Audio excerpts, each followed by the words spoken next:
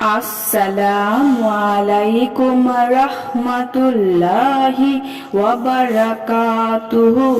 সুপ্রিয় সম্মানিত দর্শক ও শ্রোতা, আশা করি মহান রব্বুল আলামিনের দয়ায় ও রহমতে আপনারা সকলেই ভালো আছেন।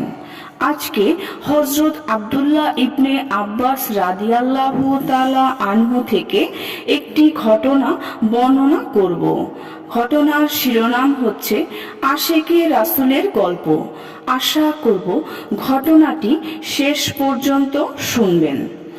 হযরত ইবনে আব্বাস রাদিয়াল্লাহু তাআলা আনহুর চোখে যখন পানি এসে গেল, চিকিৎসক বলল, চোখের চিকিৎসা করা যাবে, তবে আপনি 5 দিন অন্তত মাটিতে সেজদা করে নামাজ পড়তে পারবেন না।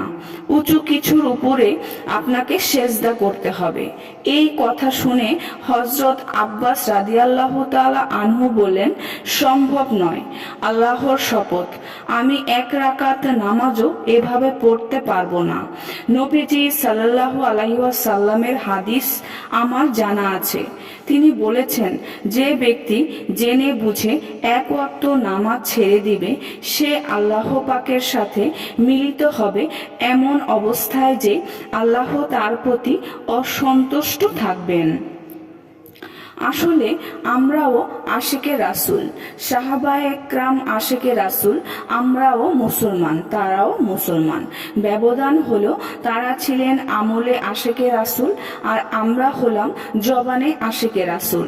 তারা ছিলেন কামে মুসলমান আর আমরা হলাম নামে মুসলমান। সুপ্রিয় সম্মানিত দর্শক ও শ্রোতা, আশা করি ঘটনাটি খুবই শিক্ষণীয়। নামাজ এক ওয়াক্ত না বাদ দিয়ে নবীজি পড়তে বলেছেন এবং নামাজ না পড়লে আল্লাহ তাআলা এমন অবস্থায় মিলিত হবেন যে সে তার প্রতি অসন্তুষ্ট থাকবেন। সুতরাং সুপ্রিয় সম্মানিত দর্শক ও শ্রোতা, আশা করি ঘটনাটি আপনাদের ভালো লেগেছে। ঘটনাটি যদি ভালো লেগে থাকে অবশ্যই চ্যানেলটি সাবস্ক্রাইব করবেন, লাইক করবেন, কমেন্ট করবেন এবং বেশি করে শেয়ার করে দিবেন। সবাই ভালো থাকবেন। আল্লাহ হাফেজ।